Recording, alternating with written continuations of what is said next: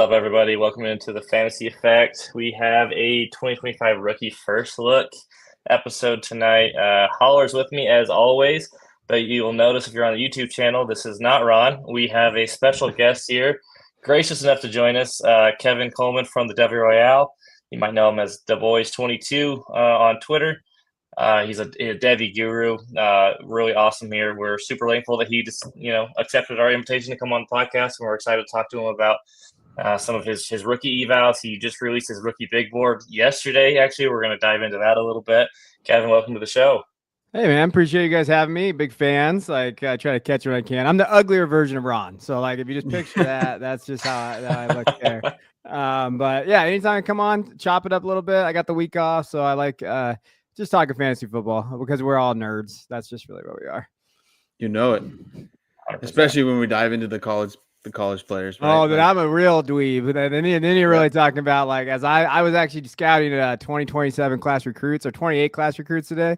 So I was going through it and I'm doing my big board right now for the incoming freshmen. And so if you want to talk about nerd, you're definitely talking to the right guy.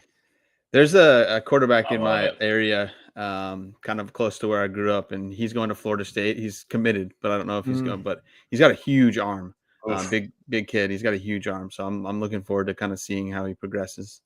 He's a junior, I think, this year, so I think that's 29. 29. I'll get to him next year. My favorite was Nico. So Nico, I always mispronounce the last name. He's at Tennessee right now. He played at Downey, California. So he's from my wife's town. That's where she grew up. So I actually got to go watch him play in high school. So I have a special thing for Cali kids. I'm always like, hey, I want you to succeed out there.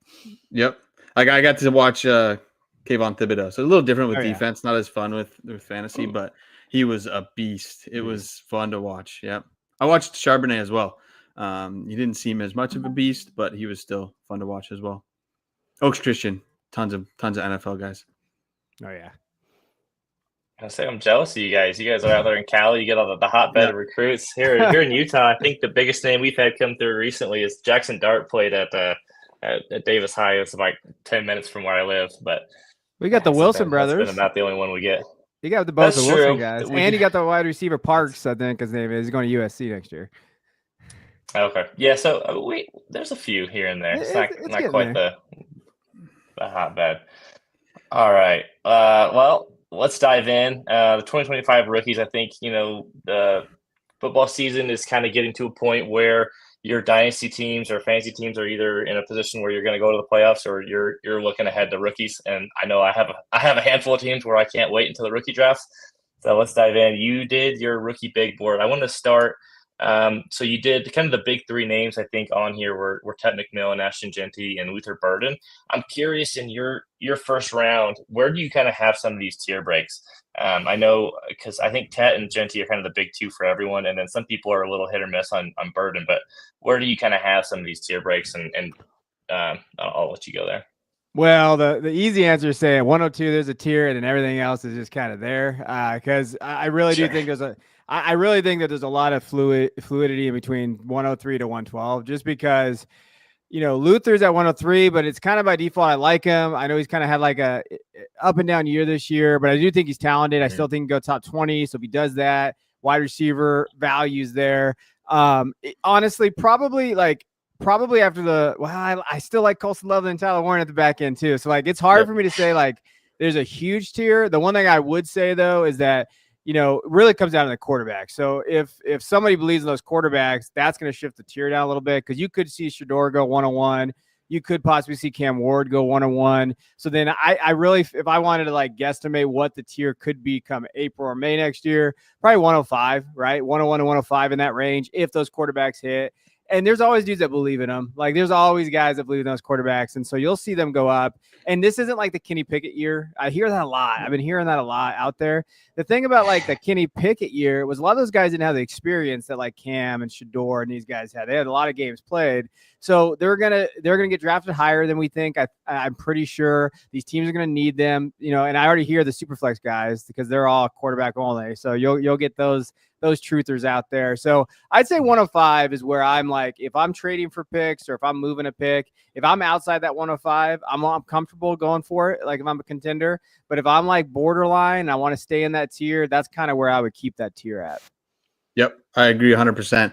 We just did a mock draft, and the first three were pretty chalk: Genty, Tet, Luther, and then Shador and Cam Ward went right, and so that's kind of spot on there. And if we see Shador and Cam go out of the first three picks, Mm-hmm.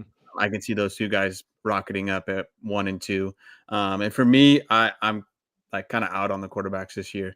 I'll let other people take them, but I would like to stay in that first 5 picks so I can get myself one of the 3 I feel like are the big 3 players of this draft. That's kind of how I feel. No, for sure, and I think the quarterbacks are interesting. So I'm curious too. Like, are there landing spots where you guys would be more excited for them to go than others? Yeah, kind of looking at the NFL standings right now. Jacksonville's up there. I don't think they're going to take one with T-Law. The Giants and Raiders are up there. Apparently, the Raiders are in love with Shedeur Sanders. I'm not sure how that's going to go. New England, they just took theirs. Carolina, I know Bryce Young, but he's played a little bit better. But they still, I don't know. They're kind of a wild card. Are there any landing spots that would make you guys more excited for some of these quarterbacks, with whether it be Sanders or Cam Ward? The hard part is like we all thought the Bears was a sure proof, like, oh yeah, that's a perfect spot for Caleb Williams, and now we're just like, oh, that's gross. I think it really comes down to Giants if DeBall still, if he's still there, if Brian DeBall is still as the head coach, because I do think he is a QB guy. Like I do think I know he's whatever's going on in the Giants. I don't know. It's a whole thing there. Like, but if the head coach is still there, I would probably lean whoever goes there. So if Cam goes there, or Shador goes there, wherever they go, I do lean there. Vegas is interesting because I think there's a wild card there that I think they might fire Antonio Pierce. So like I do think that they are looking at. I was listening to something, I forget what podcast I was listening to, and they were talking about like he could be on the hot seat really bad, like next couple weeks if they don't look as good. Davis could pull the trigger. And if that's the case, which doesn't make me excited, but Tom Brady's there now. So maybe Brady's got an ear like, hey, we can develop. Maybe he'll help. He'll do those things. So maybe they bring in that coaching stuff there. And I really think those quarterbacks aren't getting past those two teams. Like, I really feel like if that's the case, if they're looking at that. So if I had to pick, I'd say the Giants if DeBall's there. If he's not, though, like, oh, man. I mean, Tennessee's a wild card because I do think their coach is really good, and I do think that system is really good. So Tennessee would be my wild card in the top 6 right now. Yep. Spanky and I were chatting it up a little bit before, and I was saying that I've seen Cam Ward mocked in New York a bit, and that's exactly what I said. If Dayball's still there, I think that would be a good spot for Cam Ward. And I personally am not a big Cam Ward guy, but I think what I do think is really good with him is he's progressed from, I think it was like maybe just a 4-star or 3-star coming out of high school, and he's progressed all the way to now he's in the Heisman talks. And so I think if he continues to progress and if he has Dable as a coach, he's a good QB coach. So I think that would really, again, would kind of skyrocket him as well up into that 101, 102 spot. And then Shador, for me, I think he's a solid quarterback, but I just have a hard time, buying in with Dion around him. Like, there's just so much drama and everything. It's like, wherever he goes, is Dion going to continue? If Dion doesn't like the Raiders, is he going to step in and not let them, but all this stuff. And so I just think for me, like I talked about earlier, is like, I'm good taking one of those position players and waiting it out for a QB or, because we see like a Baker, right? If you feel like your team is really good and you're just a QB away from competing, Baker had a really great year. Maybe next year, Kirk Cousins had a better year or whatever, right? We can always go out and buy a veteran quarterback. And so for me, I think these 2 quarterbacks have to have that perfect landing spot. And I think Tennessee, like you said, would be a really, really good landing spot for one of those guys. But for me, there's just so many question marks out of these quarterbacks coming out of 25. I don't know what you guys think of this. Sorry, I want to see what your opinion is. So I heard Shador's comp is Geno Smith, and you guys know how I feel about Geno Smith. So I started laughing when I heard that a little bit. But it's not a terrible like ceiling comp for him. Like if that's really what he is, I mean, he's serviceable. Like I don't feel like he's going to be a top 5 guy ever. But if he's Geno, that's serviceable. Like if he lands on the right roster, he'll be fine. Honestly, I think that would be fine because I think the problem with a lot of these rookie quarterbacks is that they're just awful. Like think about Bryce Young, his rookie year, and then their value just tanks. I mean, Geno, for what it's worth, like he puts up good numbers for fantasy. And I know it's always, every time he throws a pick, you always, get to make some comment about how you hate Gino. But he, for as boneheaded as he is at times, he does do some good things really well, which is always good. And Shedeur, I think there's kind of a good tie there too, in that he's athletic enough. I think I heard someone say on a podcast, I forget who it was, that he sometimes gets into a thing where he thinks he's more athletic than he is, and he'll try to make plays that he's not really capable of, which I think Gino does that sometimes too. So maybe that is it's pretty spot on comp. I'm not sure that's going to go well for my Raiders, but that's I think for me, I think he'll be serviceable, and they need a few more pieces as well, right? They have Brock Bowers, and that's a awesome cornerstone piece, right? For any quarterback, so I just think if they were able to get a running back as well and a wide receiver as well, that would really help him. But it's not the greatest landing spot, and I think it will also depend on where it comes with the head coach, right? If it's Antonio Pierce, I think I'm out there then. But if somebody else comes in and they're like a quarterback whisperer, or they have a good offensive mind, then that should be good for Shedeur. I've been burned on the quarterback whisperer with Bryson in Carolina this year, so I'm gonna sit that one out. That's what I mean. Like, these quarterbacks, for what it's worth, like, I've loved Drew Aller, right? But I think he's going back to school, and I've dropped him down my rankings and whatnot. And I just think when you look at him, he's got a lot of things that he needs to be better about. But to me, he's more of that NFL quarterback than these two guys. These two guys are more of like, the video game college quarterbacks, in my opinion. Sure. So all right, let's. He hates Drew Aller. So we'll Drew Aller, dude. I hate Drew Aller. Let's shift gears to some wide receivers here. So I know kind of the big two, right, are Tet and then Luther Burden. It looks like you have Emeka Egbuka at 3, but then also one of your next highest receivers is Evan Stewart, which I was a little surprised to see him as high as he was. I've never been overly impressed with him. I feel like he disappears at times. His production's been real spotty. He either has a huge game or he kind of just disappears in the offense. We can debate why we think that is, but I'm curious, what do you see there that made you like him as I think you have him at the 13th overall, so right at the 201.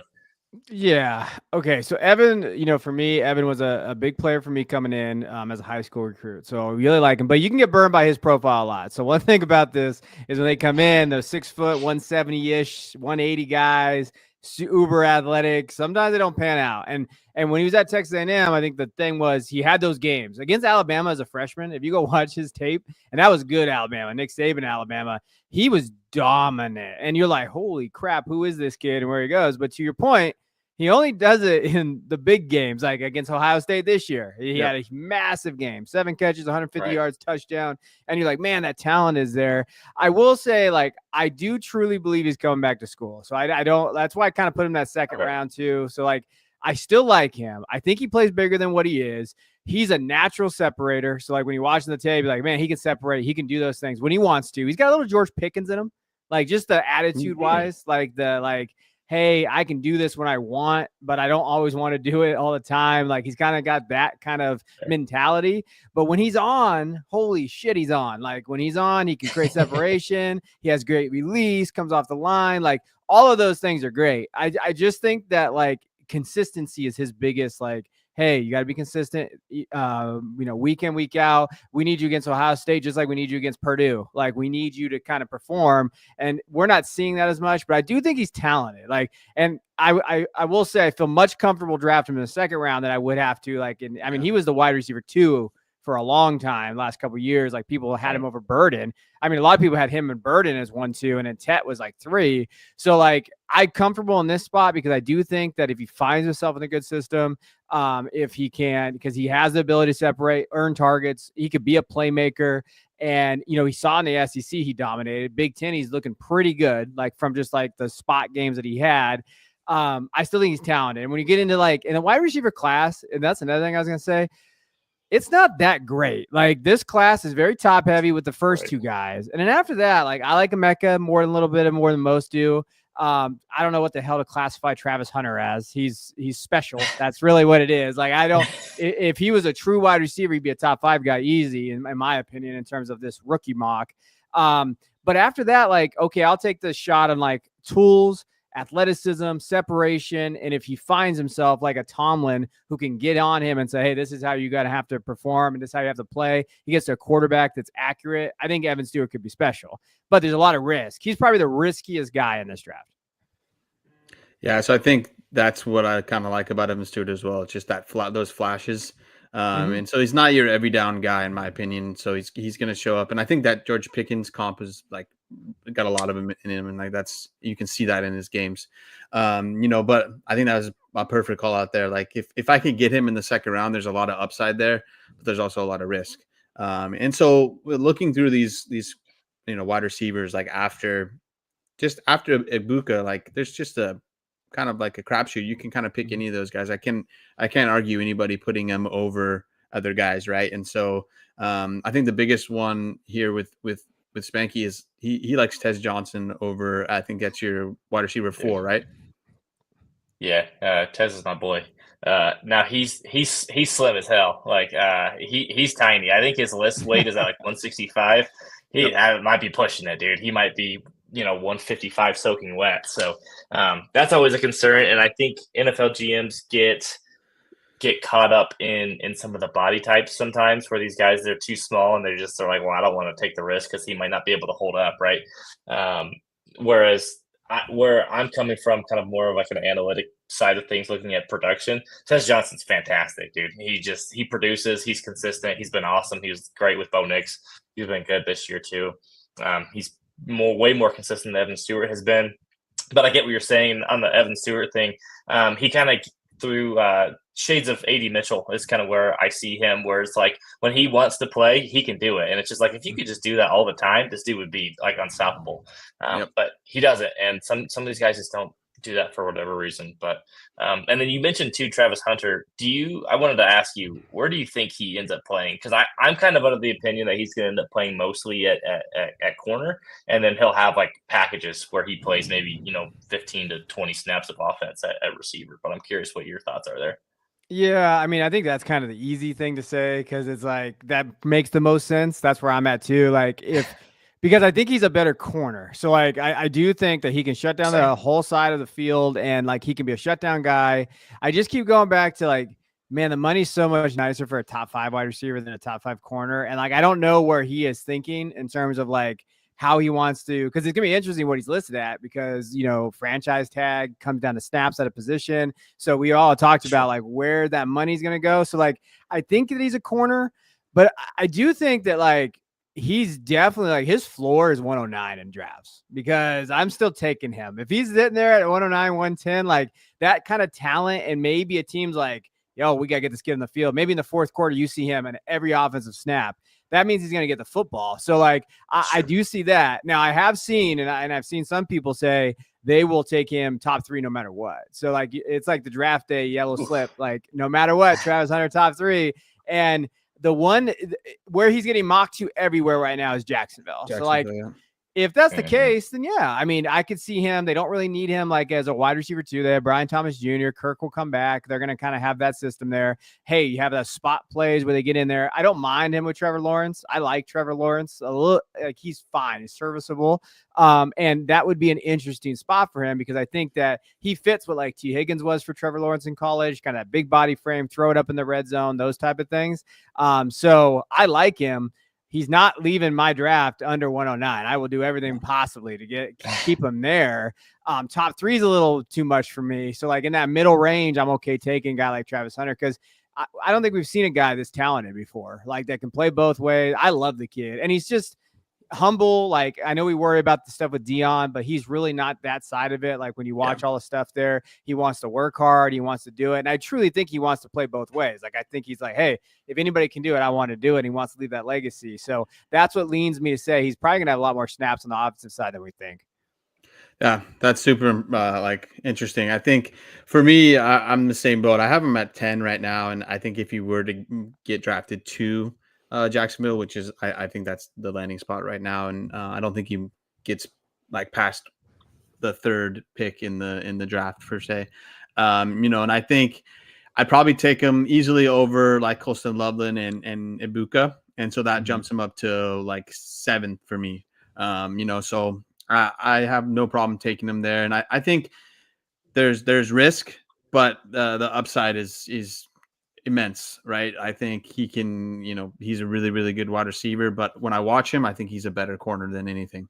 But like on Jacksonville, like you said, I think they're going to use him both ways. And I think that was a good call out, like bringing him in the fourth quarter. They need some points.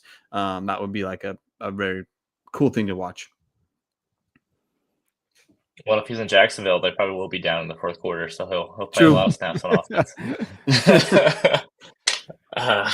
So not to just crap on Jacksonville there. The other thing I noticed too in your first round, you had Travion Henderson listed over Quinshon Judkins. I think you're the only person I've seen with those running backs kind of flipped. I think most consensus has Judkins over Travion. So I'm curious, what do you see in Travion that leads you to want him over Judkins? Well, I think Travion's a more complete back. I like Judkins too. Like I like both, but if I'm going to lean why, I think they're more complete. Travion's a really good receiving back. Like, and when you look at it, this year's been really good for him because the usage, man, and he stayed healthy. First of all, he stayed healthy. So everybody out there that hates on Travion not staying healthy, well, he's healthy now because Judkins is there and they're taking that volume from each other, which is perfect. But 98 carries for 730 yards. He's averaging over 7 yards a carry right now. And when you look at it, he's explosive. It's probably the most explosive. Yeah. I mean, and the reason why is because of Judkins. And to me, Henderson's a 3-down guy. Like if you're looking in this first round, you're like, all right, who's my 3-down guys? Genty. Yeah, he's 3 down. He's whatever. He's Michael Myers. Like he can do it. Then you have like Amari and Hampton. I think he's more of a plotter, first, second down guy. He can be a 3-down guy if he needs to. But in Henderson, you're sitting there and you're just like, hey, he can catch the football. He's a great pass blocker. Like I think Kyle Crabb was talking about his scouting. They were diving into Henderson and they were saying like, hey, man, he is one of the better pass blockers of the class. If that's the case, then he's going to be on the field, and especially on third downs when he needs to catch football as well. So just from a PPR standpoint, it's there. And I've always been a little lower on Judkins, 3-star kid. He looked good at Ole Miss, but the second year wasn't great. Like when you saw him, like he had a really rough, like 5 or 6 games athleticism wise. I think a healthy Henderson is more athletic than Judkins. So that's where I believe Henderson more. Like I won't have a ton of Judkins depending on where he lands because I worry about that profile a little bit more than most. And I just think Henderson's a better back. And I know he's the 4-year guy, the injuries, like I can make excuses for Henderson, but I do think he's going to test better than Judkins does too at the combine. Oh, his 40 time is going to be lit. He's going to light Indianapolis on fire. I still have nightmares of Travion Henderson running like 80 yards untouched against Notre Dame last year. Where Travion just and he looked good then. Like crushed my hopes and dreams. He did. He was there. Yeah. Like and then he got injured. And then it's like damn it, like you had those. And then Henderson doesn't get injured 2 years ago. They beat Georgia, they win the national title. I firmly believe that. Like if he was there that rest of the year, they and I think they beat Michigan. Like I think that they would have won those games with Henderson, a healthy Henderson, because he was the best back in the country. I mean, many were talking about who's better, Henderson or Bijan Robinson after Henderson's freshman year. Like that was a real conversation. So he didn't just forget how to play. I think this year's been really good for him. And I know I got some assholes out there that were talking about it. Like they were messaging me about having Henderson as high. But to me, like there's a lot of clump of these guys, these running backs. There's a lot of them in that range. And if you take the best athlete, like I almost put him at 4. I just can't dismiss Hampton's almost 1,500 yards rushing. He's looked really good this year too. So that's just where I'm at with Henderson. I think he's a fantastic athlete. Yeah, so I have them right next to each other, and we'll see. I just updated this the other day, so I have them at 5 and 6. I have actually Hampton as well at 4, so 4, 5, and 6. And for me, I think Hampton stands out just because he's to me, he's like a little bit like Genty, but not totally. But I really agree with you there with Henderson. He's he's an outstanding athlete, and for him to be able to 3-down back and be able to block and catch, like you said, he's going to stay on the field. And there's so many times that, they take even someone like a Breece Hall off the field, which in my opinion is crazy. But if they're staying on the field, they're going to possibly get the ball. And in PPR, that's what you want, right? And if you can get that in the middle of the first round, that's a steal. I was looking back at the 2 mocks that I just recently did, and Judkins went at 9 and Henderson went at 10. If you could get those guys at 9 and 10, Henderson at 10 is awesome, right? I don't think that will end up being because Jalen Milroe went at 7. I don't think that's going to happen once he ends up, not being drafted in the first round. So that's probably going to be moved up a bit. And then in the other one, Henderson was all the way down at the second round, the fourth pick of the second round, right? So I just think, it's early. So some people, like, you got crap for it. Some people just don't like Henderson. They don't think can do it all. He's got the injury issues, but in my opinion, we've talked about it before on this podcast, is like everybody has a risk of being injured. Right. And so I don't think that's a big thing to like worry about. And I think what we're seeing in the NFL is most teams use two running backs, and we've seen how good Henderson has been with the second quarterback or running back there. So I just think it's going to be the same in the NFL. I think Henderson could really thrive in like a Jahmyr Gibbs kind of role. Obviously, I know Monty and Gibbs are kind of the standard for how you want to structure your 1A, 1B backs, but I think him being kind of like the second back that gets a lot of touches, especially in the receiving game, could be really beneficial for him in PPR. You guys have talked me into him a little bit. I might have to bump him up. Yeah, right. I wanted to ask you, how many running backs do you think are going to go in the first 3 rounds? And Kevin, I'll start with you there. In the real NFL draft?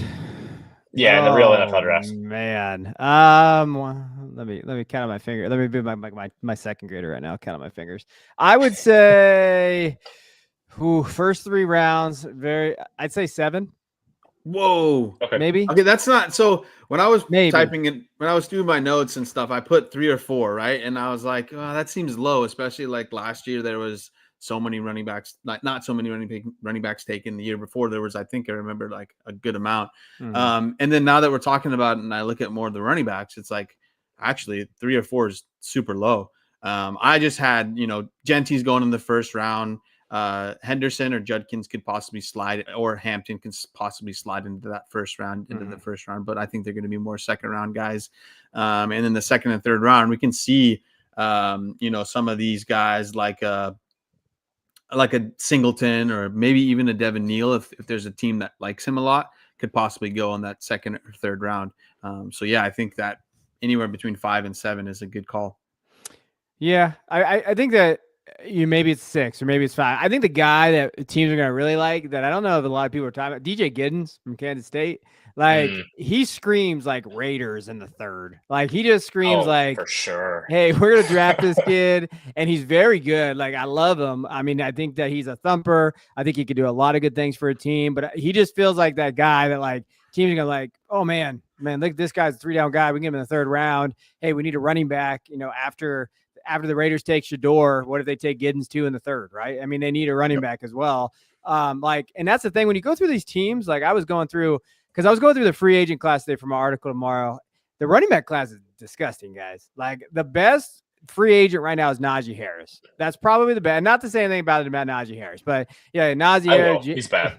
James Conner, you got those guys that are coming out, J.K. Dobbins. When you're looking at it, you're just like, man, I don't love that class. Like I don't love what's coming out of there. So there's going to be some teams that are like, hey, you know what? This is a deep class. Maybe we just take a guy in the third, probably the fourth though. That's where it's probably tricky, is like, where are they going to draft these guys? But even Taj Brooks from Texas Tech, I think, is going to get some love. And the other guys, if they don't come out, Dylan Sampson, I think, should get some love. Like there's some guys out there that you're like, hey, maybe they sneak in there. Probably the fourth, but I'd probably say 6 if I was being more conservative.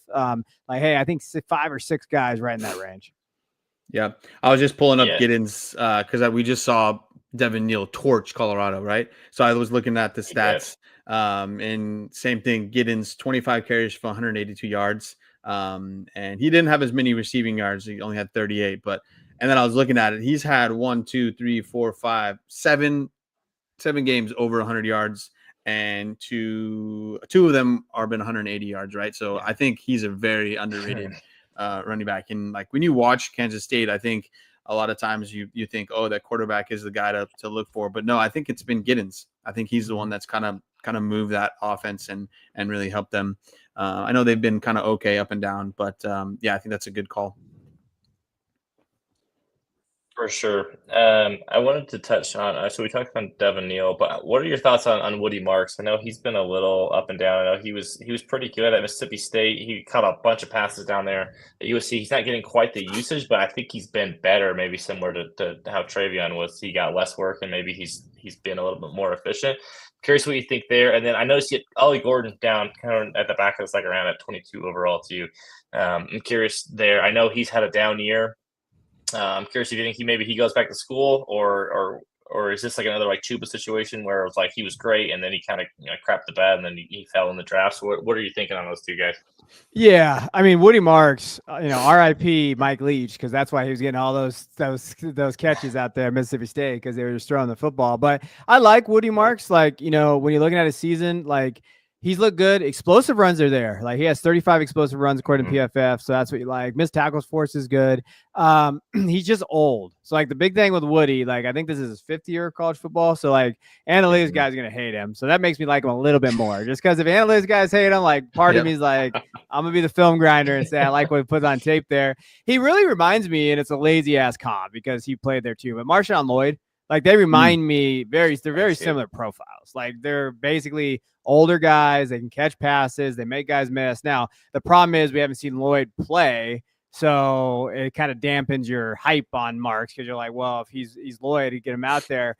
But very similar. Like I think that he's a guy that definitely can find a role. Like the thing with the running back class, for those of you out there that haven't dived into it because you're not degenerate like myself, there's a lot of profiles. Like you have receiving backs, you have 3-down guys, you have the specialists. Like there are so many of those guys where I think Woody is kind of all three too. Like I do think he can carry the load. The size is like, he's okay on the size there. I'd like to see what he weighs in at. If he's at 215 or higher, I'm pretty comfortable with that.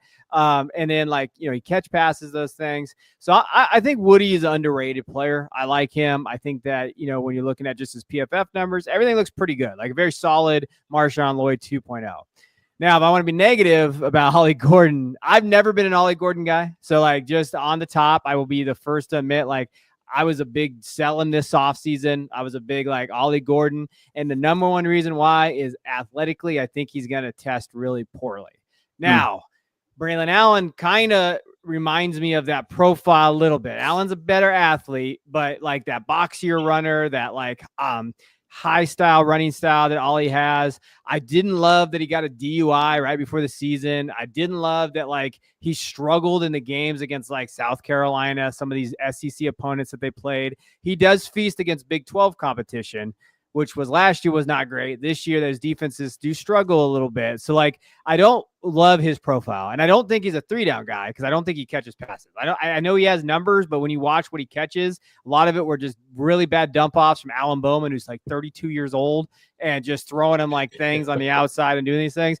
To me, Ollie's profile athletically, I don't think he's going to test well. And there's a lot of guys that are going to test well in this class, and I still put him in the second round because you can't just diss the production and everything there. And I do think he'll get drafted, but I could see him getting Braylon Allen type capital, where some people thought it was like, oh, he's going in second, possibly first round. I mean, a lot of people had him like possibly running back 1 of this class, where I'm now saying like 4th, 5th round is probably where he's going to go.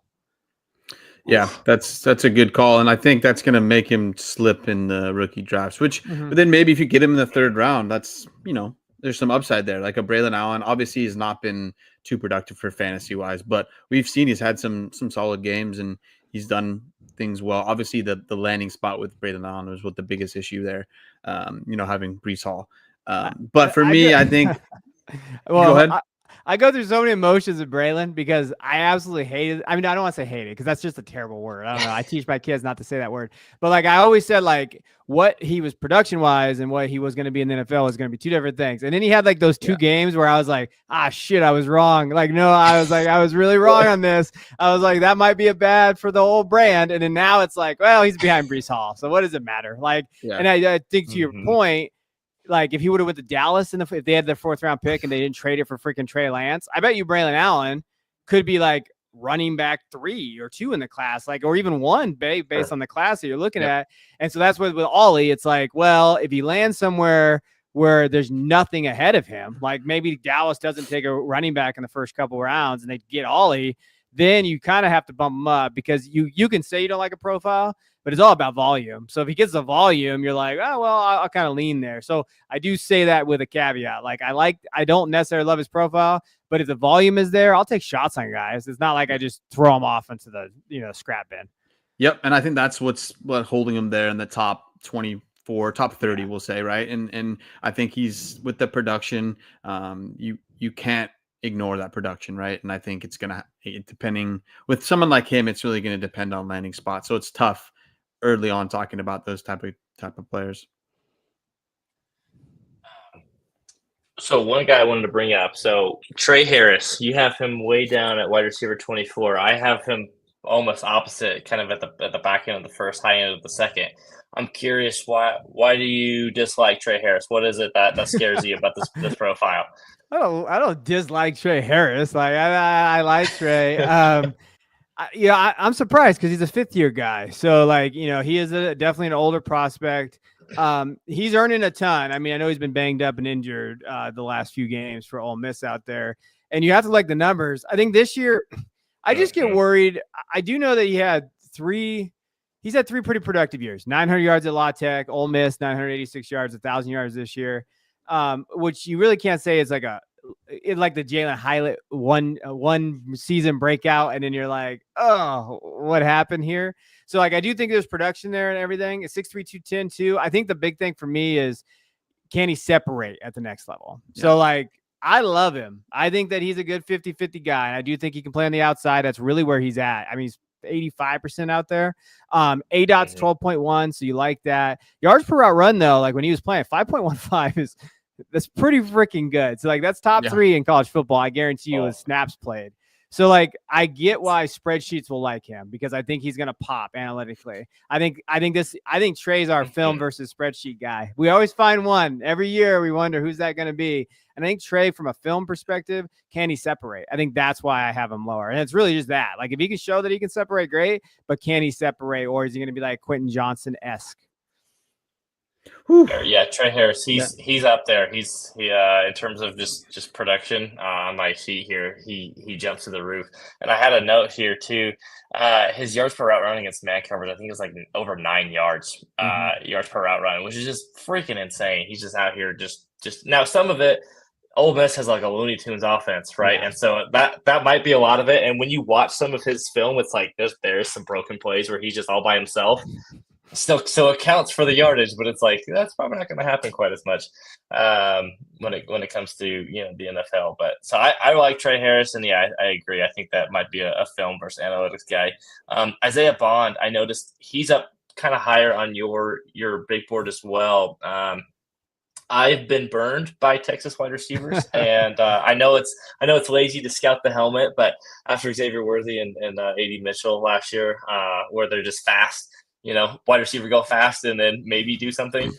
Where are you at with Bond? Because I feel like his production hasn't always been. It's been hit or miss too, similar to like an Evan Stewart, where you can kind of see the talent, but he kind of disappears at times. Yeah, we're not giving up on Worthy yet, boys, are we? We're already giving up on. I'm not. I'm not. I just think for candidate, they take their time with their rookie. Yeah. I know Bryce popped at the end of the season last year, and so maybe Worthy will be a little bit better, but I just think it takes time. Yeah. I didn't like Xavier Worthy going into the draft last year. So I'm just confirming my priors of him not doing anything. And then anytime he does, I'm just like, oh, it's just Andrew Reid drawing up it's just like a scheme thing. It's just a per game thing. So okay. Well, I do think Rasheed is going to help him actually, because I think that he'll do better as like the 2-ish guy. But anyway, I don't know. Maybe I'm wrong on Isaiah Bond. Going through it, I before the season, I was like, man, Alabama, he looked great last year. He's transferred to Texas. Should be the wide receiver 1 for Ewers. I think Ewers has struggled at times this year. So, like, I don't know how much of the production decline comes with quarterback play. Because when Manning played, in the 3 games that Manning played for them, that was his 3 most productive games. So he had 105 yards against UTSA, 75 and 74 against Mississippi State and LA Monroe. Now I get it. Like Louisiana Monroe and UTSA there's a reason why they're he's doing well against those schools, but Arch did play there. So like, I think that part of it is definitely scheme. And I think it's the quarterback play or whatever the case may be. I think he could come back to school though. Like I do think Bond, 3-year guy, didn't have a huge production last year at Alabama. He only had 671 yards and 4 touchdowns. So we're not talking like huge guy, came into Texas. So, and I do think with his connection with Arch Manning, if it's Arch next year, which is undoubtedly going to be, he might look at that and be like, I could be the wide receiver one for Arch Manning, who just peppers me with targets. And I look great in this offense, and I can get into the first round possibly. Yep. And so I'm probably a little too high based on the board. I do think after I like what he brings to the table in terms of his speed and playmaking, but he does remind me of like, he's smaller, but AD Mitchell, he's like a hybrid of Mitchell and Worthy. They're like put together because of their size. And it's like, okay, well, we need to see more, because the big plays that he does have is ADOT's probably -1, because he had the screens and like the wide receiver mid screens that he gets and those type of things. But he does break away. He does have that. But I don't think Quinn Ewers can hit him, because I don't think his accuracy is good enough. So I think that all kind of plays a role with Bond. But I'm probably too high on my big board. But I mean, honestly, you could flip Tez and him if you wanted to, 14 and 20, like where I have them, because I do like Tez as well. And then like Kyron and Trey, maybe those guys should be flipped just based on production and numbers there. But that's the hard part about big boards, is you're trying to go upside fantasy perspective. And like, if they got drafted, would you like them? And doesn't always equal like production. Like, cause obviously Trey's had 1,000 yards. He should be ahead of Isaiah Bond, but I do think Isaiah Bond could be a better NFL player. So you're always trying to like, in your mind, trying to like, all right, how do I rank these guys? But if you wanted to flip them, I wouldn't be opposed to it. I think Bond could be, but I think he's coming back too. Yeah, I feel like, I'm sure it's happened every year, but to me, I feel like there's a lot of guys that could be higher if we knew for sure they were going to the NFL. And there's quite a few guys that I actually think should be going back to school and will end up being much better like next year in the 26 draft. So Bond is another one of the guys. Stewart is another one of those guys. So I just think it will really depend, and that's why I really agree with you there with like you said earlier with the wide receiver. It's kind of after the top two guys. And I think Igbuka's okay. I'm not like super high on him, but after those three guys, it's a total crapshoot, right? We don't know exactly what's going to happen there with some of the guys going back to school.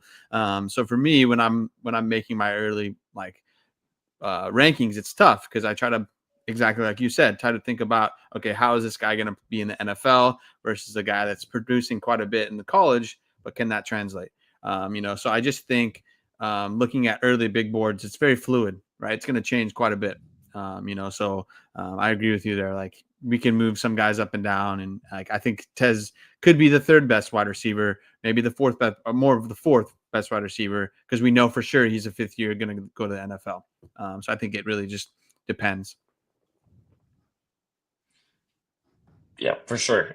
Some of these wide receivers, some of it's going to depend on landing spot too, right? Or it's just like you will go into it and you're like, oh, I love the profile, and then they go to somewhere where they don't throw the ball, or maybe they have Will Levis throwing the ball, and you're just like, well, shit, maybe that's not going to work out. They go to the Ravens. They always go to the Ravens. Someone always just goes to the Ravens, and I'm like, what the hell, Ravens? Why are you drafting all these guys? Yep, they go to the Ravens, and they still throw to Nelson Aguilar. So it's like, what the hell? All right, so one position we haven't touched on yet is the tight end class. I noticed I think you had 3 or 4. You had 4 in there. So Colson Loveland and Tyler Warren, you had kind of at the back end of the first round, which I think both those are awesome players. Harold Fannin Jr. is the one that I wanted to touch on, just because I know he's a smaller school guy. Some people might not have heard of him yet. I think he's going to test really well because he's a little bit smaller. He plays at Bowling Green. What are your thoughts on him? You have him kind of 26 overall, so that would be like a 302. Yeah. Where's kind of it seems like there might be a big gap there between tight end 2 and 3, where you have Warren and Fannin. So can you touch on kind of what you see there? Yeah, I mean, I think that Warren and Loveland are clear. You can have them however you want. 1 and 2, in my opinion. Now, I've seen Loveland be out of the top 5 in some people's things, and I'm just like, listen, they had the worst quarterback play in the history of mankind at Michigan, and he's still breaking records as a tight end there. Like, part of me is like, you got to give him the credit there. As far as Fanning goes, man, he's tough because he's so small. Not like from a height perspective. 6'4", he's listed at 230. So the thing I'm worried about, there's no way. If they cook the books a little bit, and it's just like, because like you were talking about with Oregon with Tez.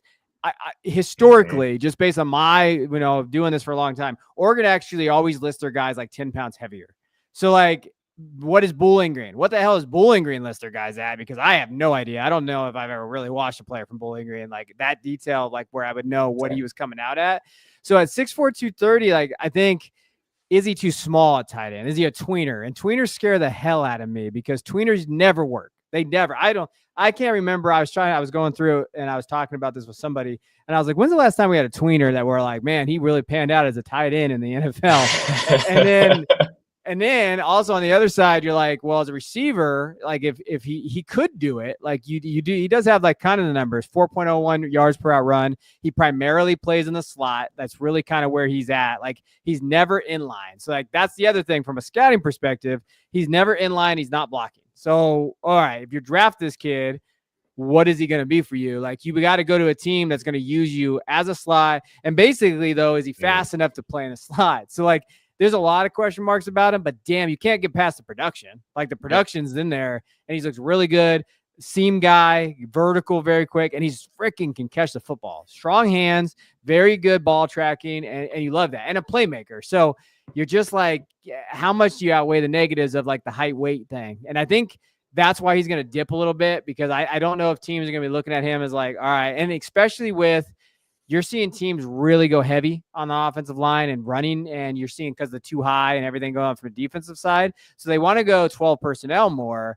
Well, can Fannin do that? And I think that's going to be his biggest question mark. Now, I think this offseason, if he comes out, which I think he already got an invite somewhere, I don't remember, he's going to be eating Twinkies and just getting as heavy as he possibly can, I'm assuming. Because if he's at 240, I think I think Kelsey came in at 240, like, and now they have a different frame and all that. But if you come in like 240, you put on some weight. I do think Fannin's one of those guys that you're probably gonna have to wait on though. Like he's one of those tight ends you're gonna realistically stash, if you're gonna stash and kind of have him there. But I do think that you can't. The reason why he's in my top 36 is because of the production, and he's a special playmaker and an athlete, and that's why he's in there. But I do think he's got to put on weight because I think inline wise, he's not going to be able to play at the next level. Yeah. And I think the biggest thing, and I've talked about it before on the podcast with tight ends, is the tight ends that stay on the field are the ones that can block. Right. And then at the secondary, then they are used as like their, but it's tough to ignore the production with him. And he's just an electric player, in my opinion. And, we can argue that they don't play against the best competition and blah, blah, blah. But, how dare you? The action's great. It's so hard to ignore the production and the electricity with him. And so I think it will just depend, of course, caveat, but I think it will depend where he lands and if he lands on a good organization and can progress and put on weight, that's going to be kind of a steal in the third round. And to the point of this, because you're talking about, yes, he's crushed the MAC, like he has, and like as much as I love Central Michigan, like let's go. But against Penn State, 11 catches, 137 yards and a touchdown, and against Texas A&M, 8 catches, 145 and a touchdown. And Texas A&M defense is top 20 in the nation. It's good. So that's where I go back to because I'm like, damn it, he's small, but man, he is very, very solid and a playmaker too. And so that's where I kind of like he deserves to be in the top 36. And I could see him going in late second rounds if he goes to the right team. Yep. Agreed. And I think after him, there's a big dip in tight ends. I know you have Mason Taylor at 36. So, but after that, it really depends. And we've seen it so many times that the first year tight ends are usually not that useful, outside of last year. You've been spoiled lately. And Brock Bowers this year for sure, and even Jatavion Sanders is coming on really like lately, and so I think it really just will depend. And I think for Fannin, I think he will not get out of the third round because of that upside with him. But like you said, I think he's somebody that you're going to stash and use in maybe year 2. Definitely. Hopefully he turns out. It would be nice to see him be productive and some more tight ends in the market right now because the tight ends are kind of gross. Totally gross. You start when you're just hoping one of them scores. We're still starting the corpse of Zach Ertz, right? And he's playing well, so it's just tight end is disgusting. The one area I saw him go in a mock that I was like, man, that would be interesting for Fannin was the Chargers. I don't know if the Chargers would take him. Because he's small, and I think with Roman and what they try to do there, but they do have Disley, and he has a 2-year contract essentially. So maybe they look at it and say, "Hey, we could use this playmaker and kind of get him involved. And that would be fun. I think that would be like, oh, I could see him with Herbert if they get another wide receiver, maybe, in the free agency or whatever they do. That would be like the landing spot that I would most be enticed by with him. Yep. I'm hoping for Loveland, but yeah, that would be really cool. Yeah, me too. That one just makes sense because, all the Michigan guys, you can just knock to the Chargers because you're like, oh, Harbaugh coached him. He'll love him. All right. Before we let you get out of here, I wanted to ask you, so, you released your big board. Who are some guys maybe either towards the back of your big board or who didn't even make it that you think might make a name for themselves and kind of rise up draft boards come April? Yeah, so I talked about a couple, so I won't talk about them again. But Woody Marks to me, and then to me, Dylan Sampson from Tennessee. I don't want to get burned by a second Tennessee running back again because I like Jalen Wright. I don't know what the hell is going on because when he gets the football, he's averaging he's great, almost 5 yards a carry. But I think he just went to the wrong team. I don't know how that's possible. Maybe next year once Mostert's ass is gone, finally. I don't know what's going on there. But Dylan to me, 1,300 yards, 22 touchdowns this year. I mean, he's looked great in the SEC. He's leading the SEC in rushing. 90.2 run grade. Love that. 57 missed tackles forced. I mean, he's the reason why they could make the playoff. He's right there. They can beat Vanderbilt this week. I think they're close. I think they could do it. 100 elusive rating, 33 explosive runs, very good vision in between the tackles. That's a guy that I see consistently going in PFF has him, I think, ranked in the 7th round. That's not going to happen. If he declares, I do think that he's going to rise up boards. And that's the kind of guy that I really like. If we want to go super deep, some sick picks here, Ricky White from UNLV, wide receiver. Wow, Ricky White. Yeah, I was going to ask about him. I've loved him since Michigan State. When he transferred, I was so glad he transferred as a Michigan fan because I can't stand Michigan State. But when you look in there, Ricky White on the outside, playmaker. I don't know how nuanced his route running is, but I do think that he could be a kind of a deep threat in an offense. Kind of like Henry Ruggs was supposed to be. I think Ricky White could be that. Hey, that playmaking guy can play in a seam and can play in a slot. He's pretty versatile. I did see on the show, I don't want to steal it, but my glue guy, I always have a glue guy, and that's Matthew Golden from Texas. Matthew was a very, very sought after recruit when he went to Houston.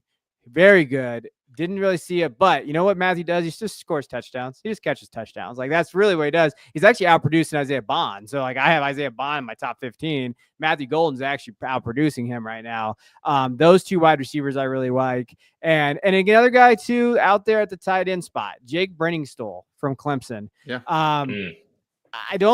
Clemson is a train wreck. I know Dabo doesn't think so. But that offense has not been great. But Brenningstole, he's a senior, 6'6", 250, 38 catches, 400 yards, 5 touchdowns. And when you look at the tight ends, he fits that mold of and I'm going to age myself. My podcast co-host made me laugh yesterday because I said this name, but Todd Heap, he kind of reminds me a little Heapish. Oh, yeah. He just reminds me of that guy that zone buster, can find in two seam, kind of very, very good against the zone, but catches touchdown passes and he's got athleticism. It's not amazing, but I mean, he can do it. He takes care of the football, especially when he's running. I like that about him. So Jake Brenningstole is a guy that you guys should, just pay attention to.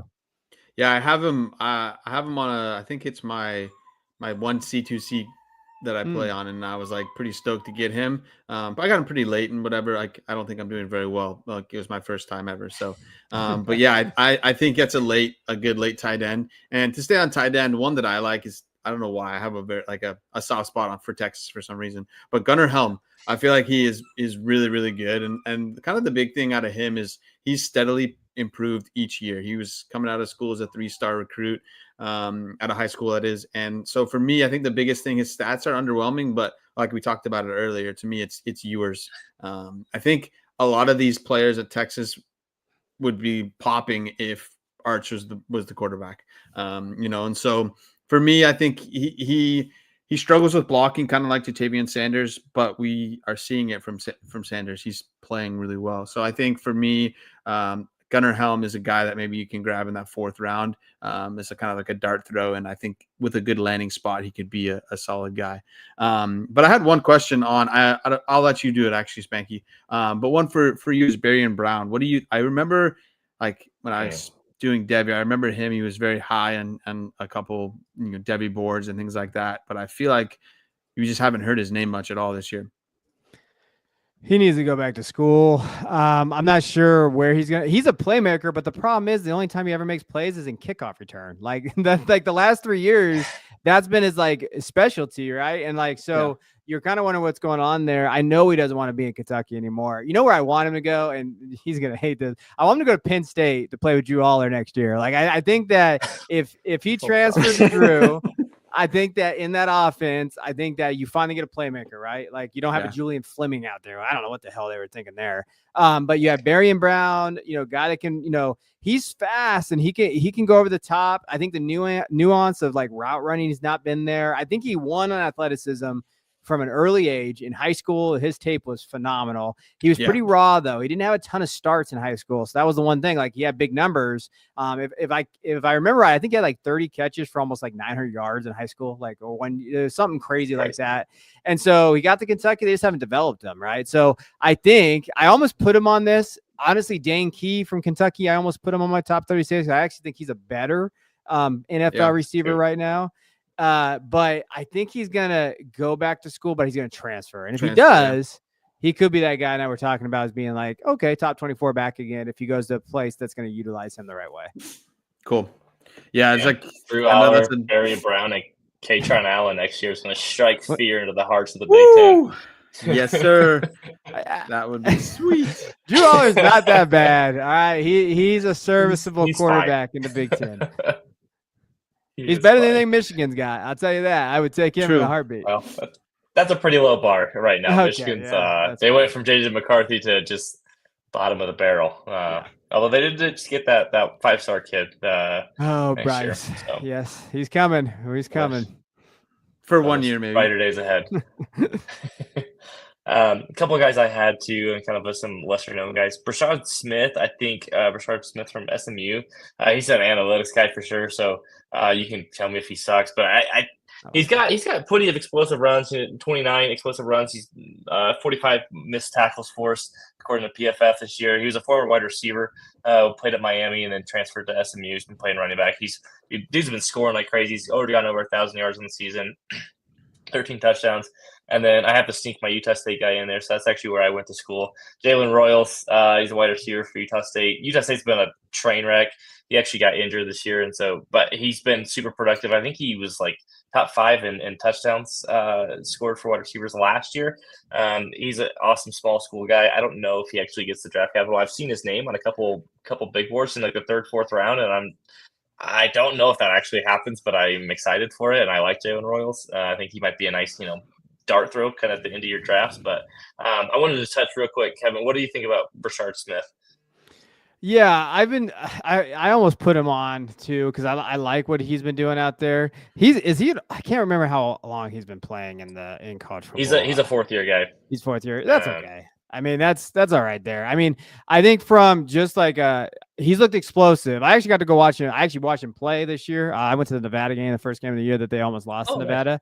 And he looked good in that game. I think he scored a touchdown, I know for sure. And he's been really good. I think that he is definitely, and that's just, I think it speaks to the value of the running back class. Like I think that guys like Brashard Smith can be a very good 5th round guy that you get him, and like he's a 4th round in your rookie draft stash, and like Tyrone Tracy, like I do think that the thing with Smith too, I believe he has over 200 yards receiving. Like he's a pretty good pass catcher, and the only reason why I know that is because I have him on a couple of college fantasy teams. So like I've definitely put him on in my roster, and I know from a PPR standpoint. He's done that, and he's explosive. He's very explosive. I think the pause I have with Smith is I'm pretty sure he's sub 200. So like, okay, what does that size look like? Yeah. I think that's the key. Yeah, his less weight is 196. And so like we talked about, those usually get inflated a little bit. So he might be closer to like 187. Yeah. Right. And so in which case he might have a bit of I've noticed too, because I think he played wide receiver in high school. He does run a little upright, which is always concerned, especially if you're a little smaller, you might get cooked pretty quick. So don't run upright. It's like not another teen movie. I don't know if you guys saw. You guys are my age. You had to have seen that movie. Yeah, totally. When it gets split apart, like you gotta be careful with that. Like, you gotta be careful out in that field. But yeah, that's the thing with those guys, the sub 200 guys. I mean, you guys remember Kenneth Gainwell, and like everybody's talking about Kenneth Gainwell. He was a receiver too. Like he was that receiver type. I think Smith's much more athletic than Gainwell ever was. But like I remember everybody was talking about, oh, is he gonna get 200? I think he came in at like 188 or something like that, and it just ruined everybody's dreams of the Kenneth Gainwell breakout. But that's my biggest thing with these running backs. If they're not Gibbs level talents, sub 200 is hard. Yep, agreed. That killed Kyron too. Yeah, I feel like there's quite a few guys that the combine's gonna be super big, with size and their, how they perform. It'll be huge. For sure. All right. Well, Holler, any last parting questions before we? I have Devy questions, but we'll do another a Devy special show one time with you, Kevin. Yeah, anytime, man. I'll be happy to hop on. Awesome. Well, thank you for joining us. We really appreciate it. Be sure to check out the Devy Royale. Kevin has really a lot of great content. Some of his other co-hosts and people over there on the show too are awesome. Definitely give them a check. And thanks again. And we'll catch you guys all in the next one. Peace out, everybody.